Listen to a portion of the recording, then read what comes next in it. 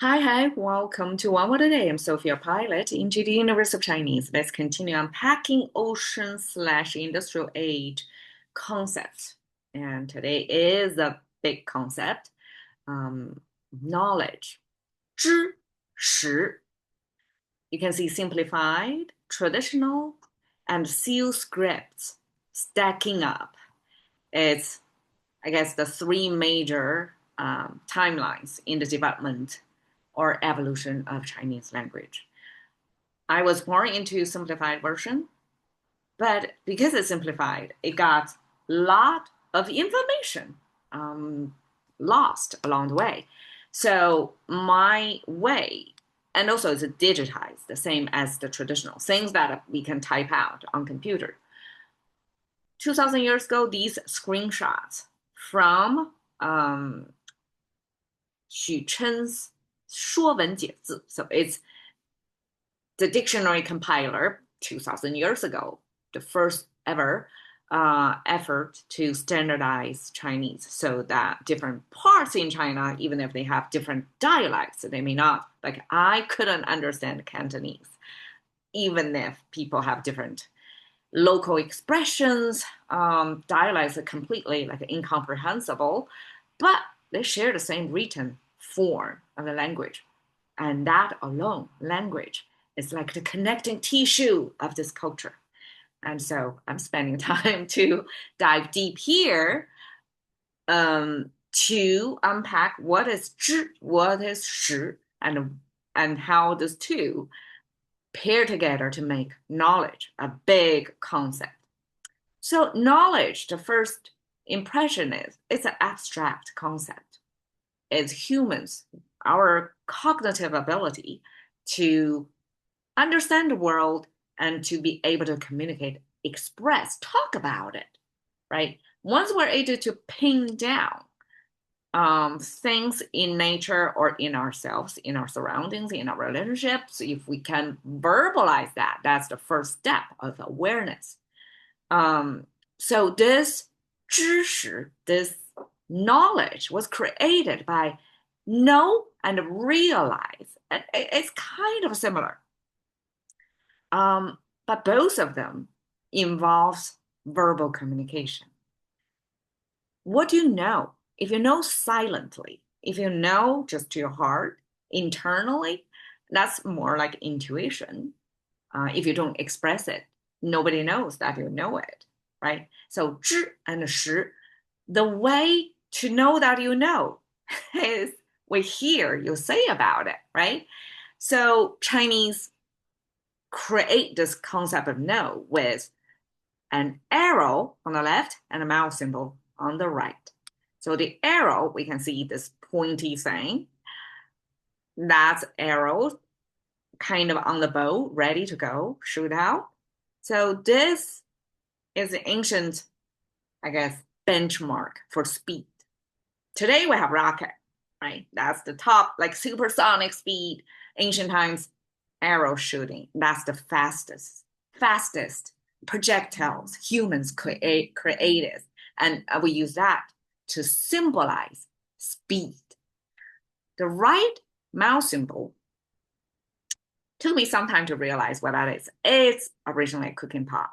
And Chinese used the mouse symbol to mean two things. One is eating, one is speaking. So humans kind of boil down to our humanity to only two functions, eating or speaking. It's input or output. That's super simplification of what humans are. And Chinese use head count, use mouse count as the English head count. So different language have different expressions, and they almost show kind of attitude embedded in this language, what they are regarded. So Chinese regard humans as we use that unit of human count. We use mouse to represent the whole human. Okay, so pair speed with the speaking function. That's no, and that's behaviorally we can tell somebody know about it or not if they can talk about it in a speedy way. Realize is a lot more complicated. 3 parts. And the right one is ge. It's the weaponry in, I guess, ancient wartime that looks like a staff with an axe attached to the end. So it's a daggered axe, kind of a spear and axe together. So it's a war tool or weaponry, I guess. The left and the middle look similar with one major distinction. Here, it got one horizontal line in it. So the two almost overlapped, except one critical information embedded. Without the horizontal line, the whole thing means speaking. And it means that we already have mouth symbol. Why we need to create another more complicated thing to mean speaking? Well, the mouth symbol can mean speaking or eating or, mouth count. It's multifunctional. But if we layer on more details on top of the mouth symbol at the very bottom, we make sure it means speaking, strictly speaking. Okay. Besides the two horizontal lines, the rest of them is the tongue symbol. So Chinese express tongue by the location of the tongue, which is inside the mouth. And inside the mouth was created by this downward pointing arrow thing. And then we have the second one to intersect with this vertical line to mean it's inside the mouth. We already have teeth symbols. That's kind of draw out almost like an X-ray look of the teeth. Because the teeth is fixed, it's easy to depict, just draw it out in a kind of a simple yet detailed enough way to abstract out what the teeth looks like, versus tongue is constantly moving and morphing. You cannot pin down the shape of the tongue. It's not fixed. Interesting, right? On our human body, we have infixed things, structural things. And because the tongue is such a versatile thing, it can create a different sound out of the same chamber. So the tongue symbol paired with the mouth symbol, tongue created from the mouth symbol. So both tongue and mouth, you see in one frame here. The two horizontal lines on the top simply is sound bar traveling through space and time in a diminishing way. And we almost can view it. Well, the reason why is because Chinese is first person perspective. We, as a language user, view this character from the bottom of the frame. So here is where we are.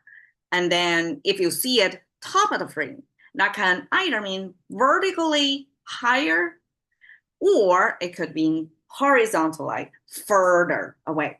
So you can see the second little horizontal line is longer than the top because the energy diminishes over time and space.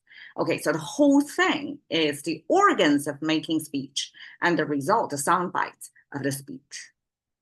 Very logical and almost comprehensible because human speaking is a major function of human beings. So I guess Chinese language creators as a language, as a written form to depict the verbal, the speaking form of the language, quite put some thoughts into it. And then add this one horizontal line. The horizontal line, you can regard it as a sugar cane, the ancient candy, that it's so sweet. We want to keep it inside the mouth for a longer time to enjoy the sweetness. So this is a deduced idea of this is a sweet. We have something sweet in the mouth. And when we have speaking, we add there's a sweet symbol in there. Sweet speaking. What do you think that is? It's singing. Originally, it's only vocal singing. Eventually, this concept, the scope expanded to instrumental as well. So it's music. In short, it's beautifully created.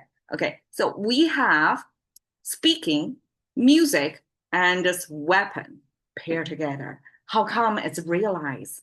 Okay, my best effort now. The right two, 直 is one was one character. This one was not self-standing, like was not in use in our today's language anymore. It only existed as a component to make other concepts. So this was originally means gathering. And to me, why singing and this weaponry means gathering? Because to sing and to use the weapon, you have to have at least two humans involved. To sing, you need to have the singer and the listener. And to battle it out, you need to have at least a duel, two sides, right? So that implies multiple participants in these activities. So that eventually means gathering.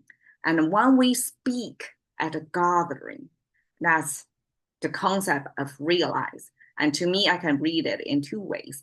One, just like know, you have to be able to speak to verbalize what you already know, right? So realize of gathering is you realize something and you speak at a gathering of other fellows so that you share your knowledge and that make other people know that you know, right? That's how they realize. The second understanding is this gathering, not only humans gathering, we can view it as evidence gathering, data points gathering. When we have a gathering of things, when we connect the dots and speak about it, that's behavioral level evidence to show that you realize something, you know about something. Okay, so together, 知 and 识 is Japanese scholars' initial translation of what knowledge is. It's basically the gateway to know. So knowledge is basically things you know, right? And we use two action words, 知 know and 识 realize basically is another know, but it's kind of social know, right? More about a gathering. Then together, it gives you the sense of people who truly know about things and they're sharing about it. So there we go, 知识. Thank you for your time. See you another day.